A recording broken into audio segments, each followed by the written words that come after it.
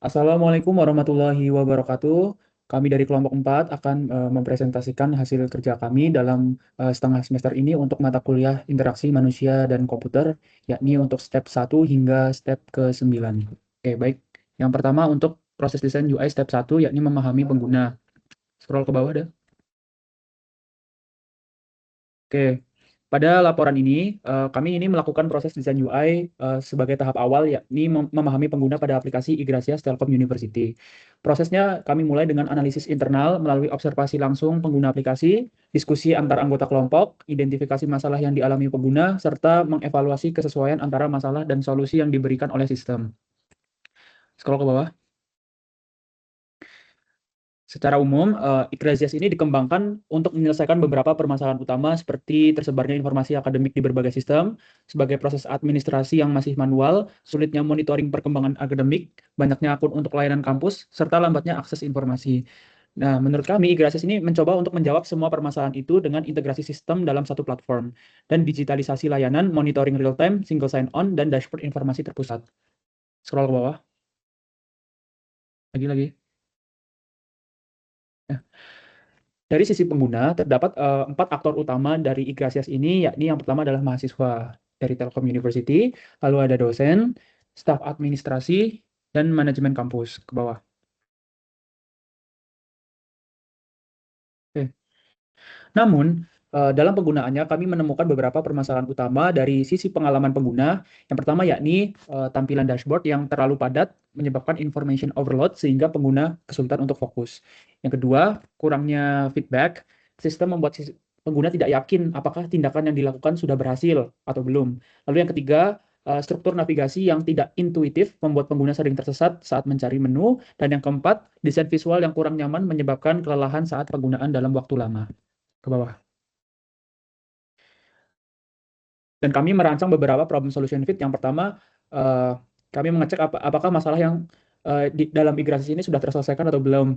Lalu kami menuliskan bahwa iGracias berhasil menjawab semua permasalahan di level infrastruktur, integrasi layanan dalam satu platform, digitalisasi administrasi, monitoring akademik secara langsung.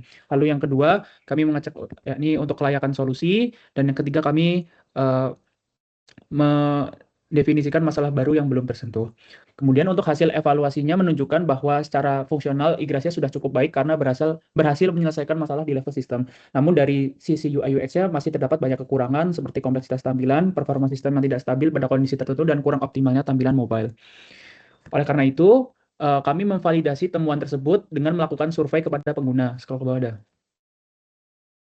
Nah, hasilnya menunjukkan bahwa mayoritas pengguna iGracias mengalami kesulitan dalam navigasi, merasa tampilan terlalu padat, serta membutuhkan sistem yang lebih responsif dan intuitif, terutama saat digunakan dalam kondisi terburu-buru melalui perangkat mobile. Scroll ke bawah. Nah, lagi-lagi, lagi, lagi, lagi. Nah, dah. Berdasarkan hasil analisisnya, kami dapat menyimpulkan bahwa tujuan utama pengguna adalah menyelesaikan tugas akademik dengan cepat dan efisien, bukan untuk eksplorasi fitur. Oleh karena itu, sistem seharusnya lebih berfokus pada kemudahan akses, navigasi yang jelas, dan penyederhanaan tampilan. Scroll ke bawah lagi. Dan pada akhirnya, seluruh data yang kami peroleh tadi kami gunakan untuk menyusun user persona sebagai representasi pengguna utama. Nah, persona ini membantu dalam memahami kebutuhan perilaku serta pain points pengguna sehingga dapat menjadi dasar dalam proses perbaikan desain UI UX iGracias ke tahap berikutnya. Untuk selanjutnya akan disampaikan oleh rekan saya, Syafiq Yusuf, untuk step 2 dan 3-nya.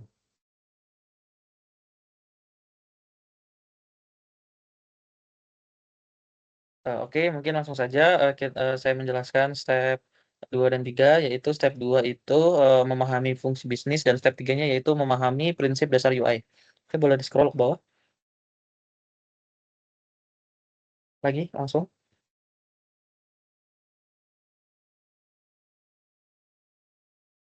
Nah, di dalam analisis kebutuhan bisnis dan prinsip desain, kita yaitu yang pertama kita perhatikan yaitu proses bisnis keseluruhan atau workflow dan flowchart.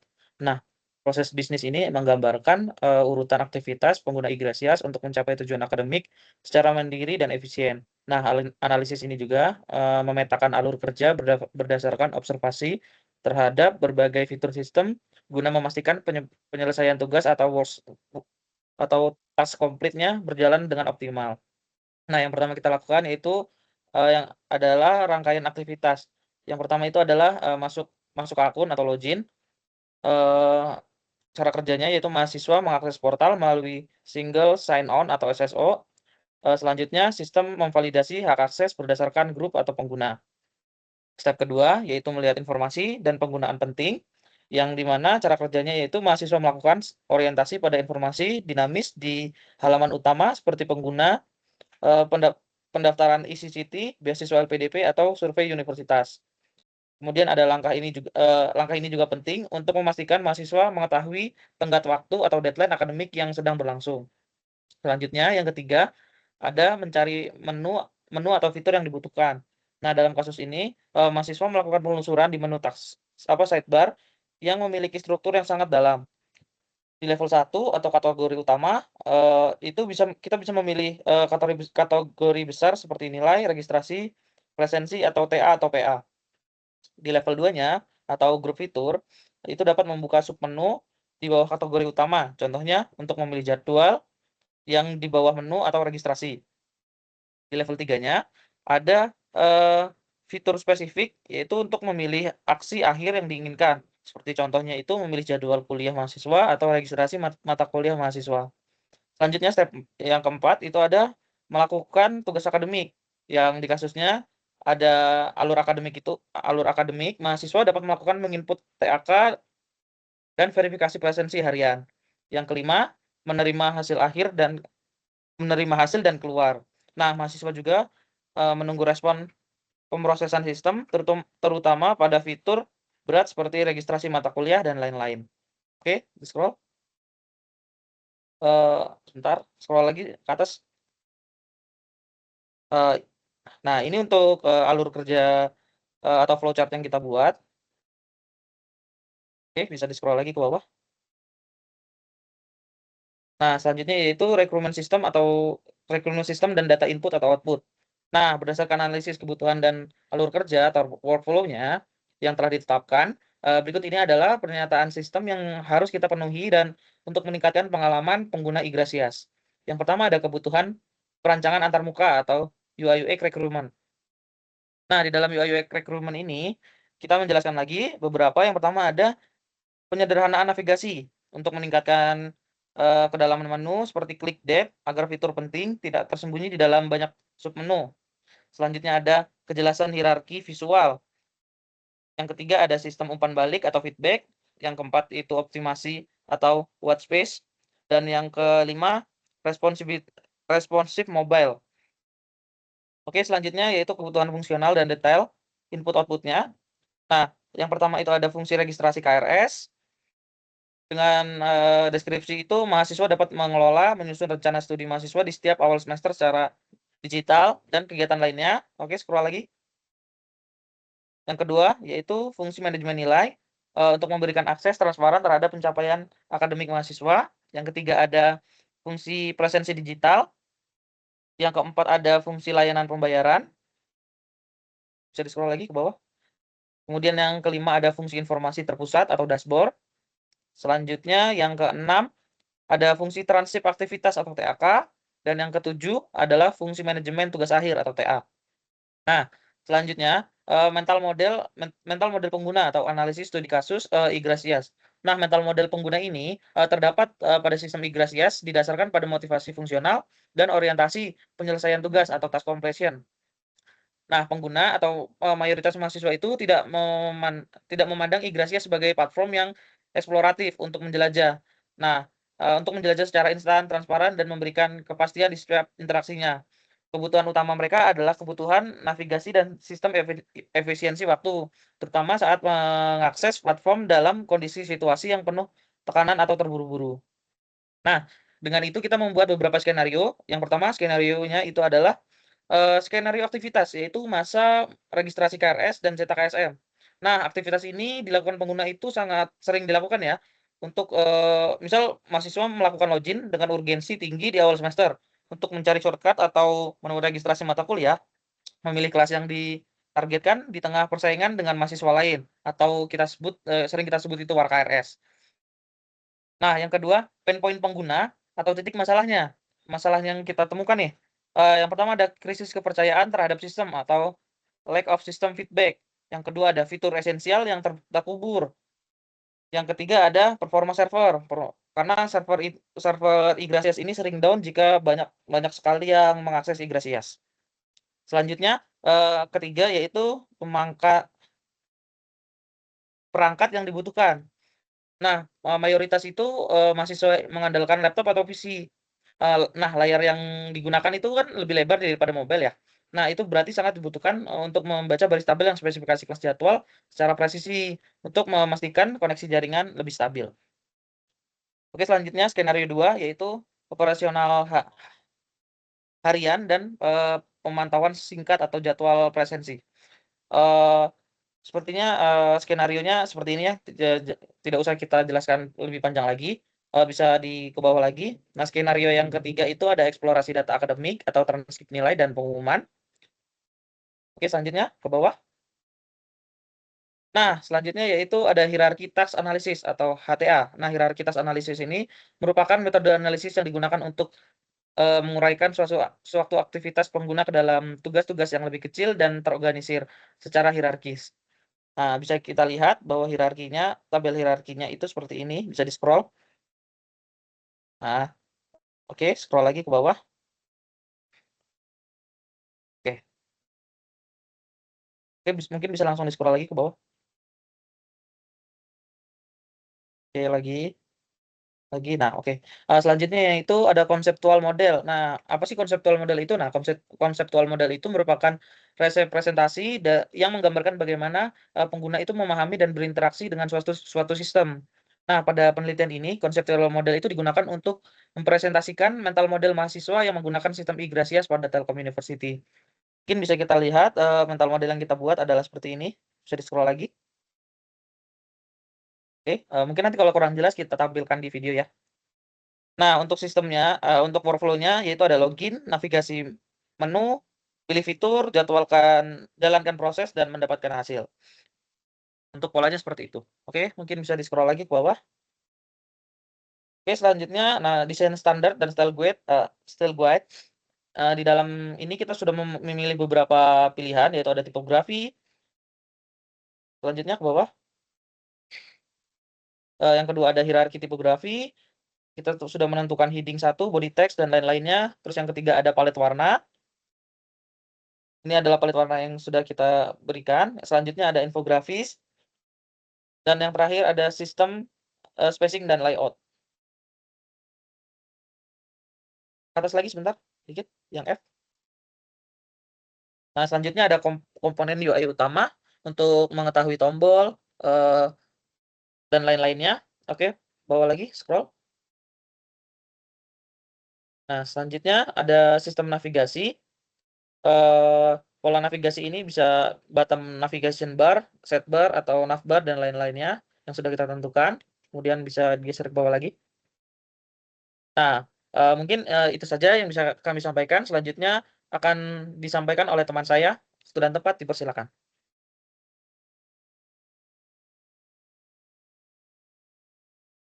Baik, selanjutnya saya akan menjelaskan pada step 4 dan 5.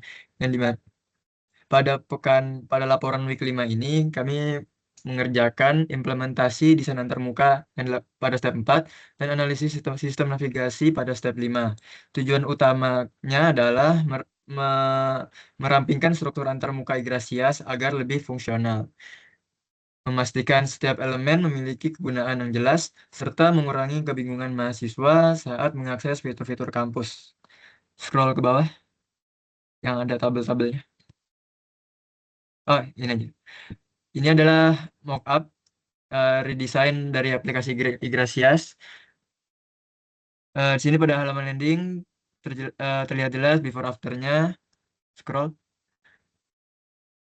Halaman login, autentikator, halaman dashboard, halaman registrasi mata kuliah, scroll,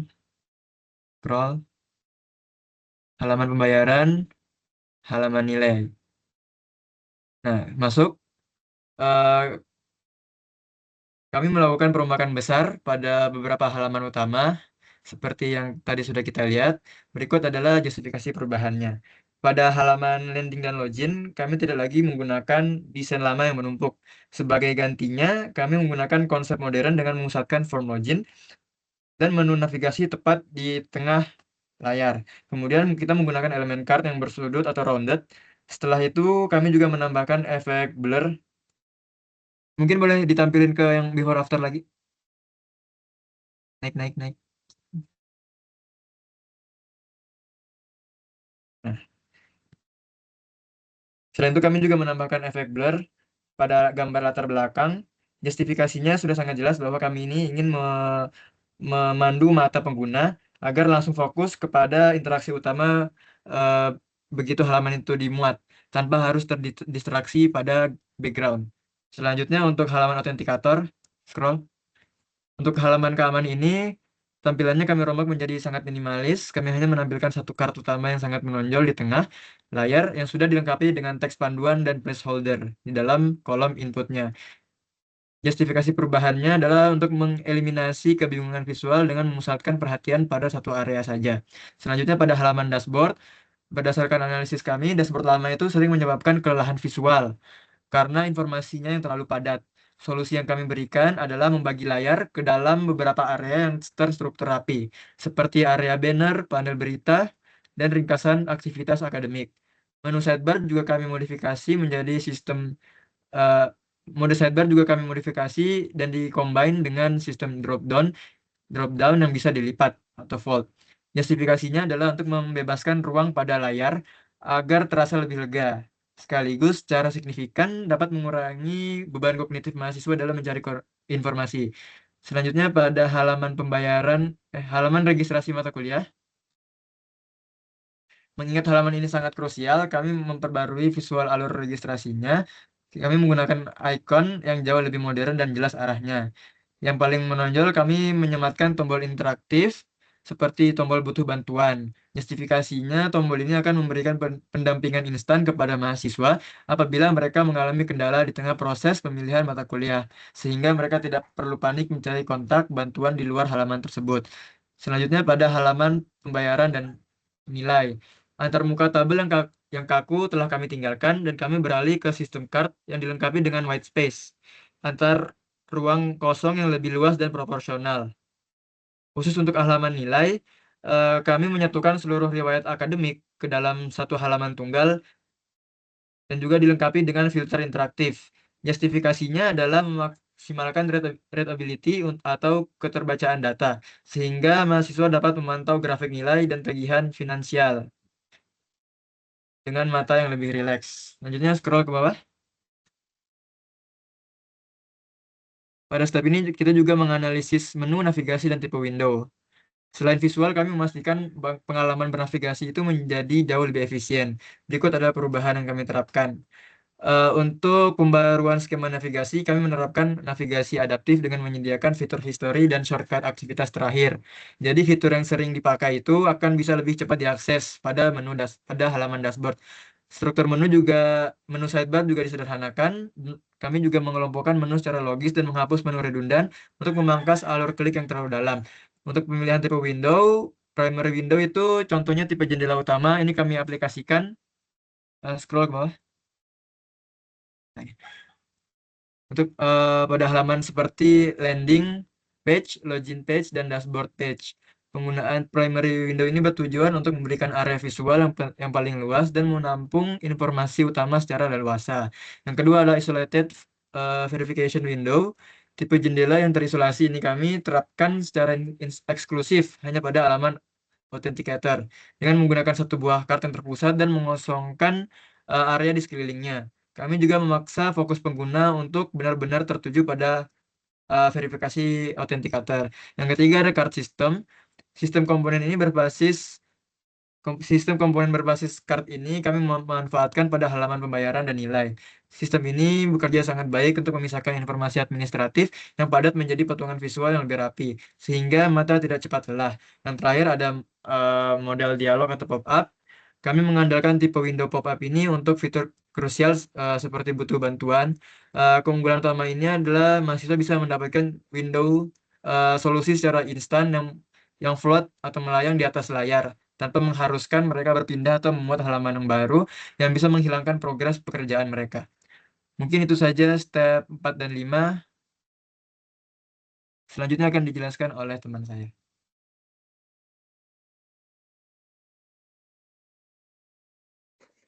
Baik, untuk step 6 dan 7 ini adalah untuk memilih perangkat interaksi yang tepat, dan step 7 memilih screen based control yang tepat. Pertama, kita masuk ke step 6, yaitu penentuan perangkat interaksi. Pada tahap ini, tujuan utamanya adalah menentukan bagaimana pengguna berinteraksi dengan sistem, baik dari sisi input ataupun output. Untuk perangkat input, kita menentukan alat yang digunakan untuk memasukkan data. Contohnya seperti keyboard untuk mengetik, mouse atau trackpad untuk navigasi di desktop, dan touchscreen untuk perangkat mobile. Pemilihan ini didasarkan pada user task, misalnya untuk pengisian KRS yang membutuhkan ketelitian tinggi, keyboard menjadi pilihan utama karena lebih akurat dibandingkan metode lain.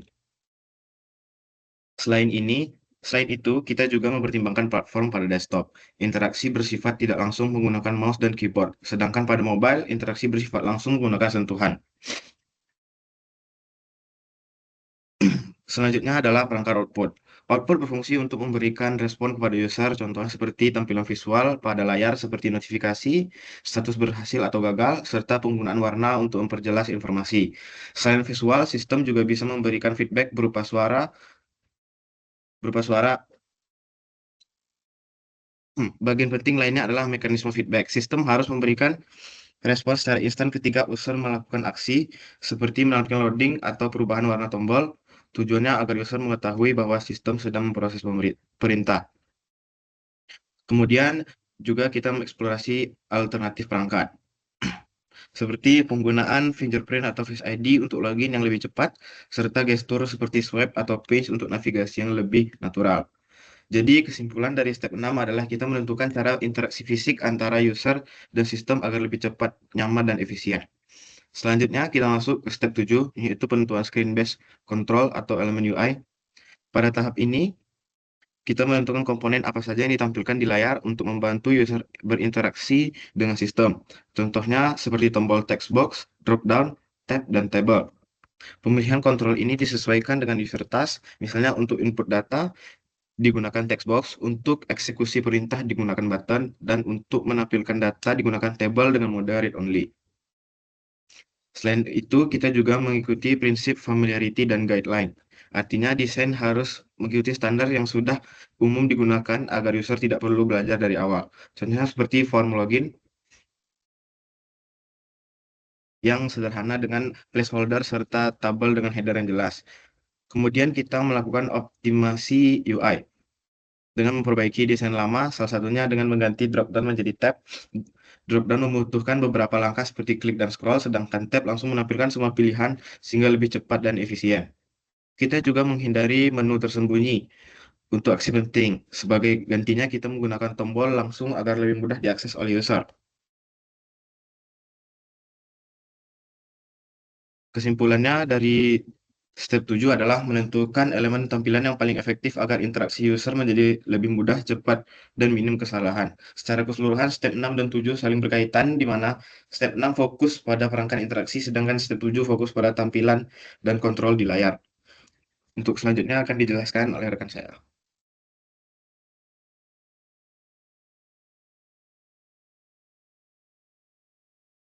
Baik, untuk selanjutnya step 8 dan 9, yakni step 8 untuk menuliskan teks dan pesan dengan jelas, lalu step 9 memberikan feedback, guidance, dan asisten dengan efektif.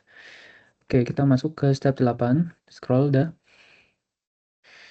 Oke, Pada step 8, kami di sini memulai untuk merancang solusi desain berdasarkan hasil analisis kebutuhan pengguna dan pain points yang telah ditemukan pada step-step sebelumnya. Perbaikan difokuskan pada penyederhanaan tampilan dashboard, peningkatan hierarki visual, serta penambahan fitur yang dapat membuat pengguna mengakses informasi lebih cepat. Selain itu, kami juga mengoptimalkan navigasi agar lebih intuitif serta menambahkan feedback sistem seperti notifikasi atau indikator proses untuk meningkatkan kejelasan interaksi pengguna. Desain yang diusulkan juga mempertimbangkan penggunaan pada perangkat mobile, mengingat sebagian besar pengguna mengakses melalui smartphone. Oleh karena itu, dilakukan penyesuaian layout agar lebih responsif, penggunaan white space yang lebih baik, serta penataan elemen yang lebih rapi agar tidak menimbulkan kelelahan visual. Scroll dah. Terus. Bab 3 juga.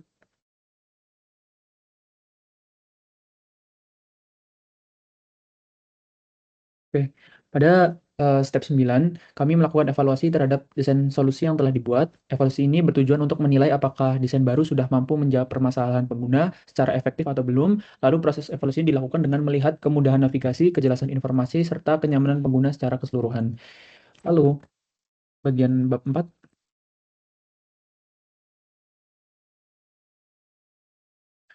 Hasil evaluasi menunjukkan bahwa desain yang diusulkan mampu meningkatkan pengalaman pengguna secara signifikan, terutama dalam hal kemudahan menemukan fitur, mengurangi kebingungan, serta meningkatkan efisiensi dalam menyelesaikan tugas akademik. Pengguna menjadi lebih cepat dalam mengakses informasi tanpa harus melalui banyak langkah atau merasa tersesat dalam sistem. Scroll.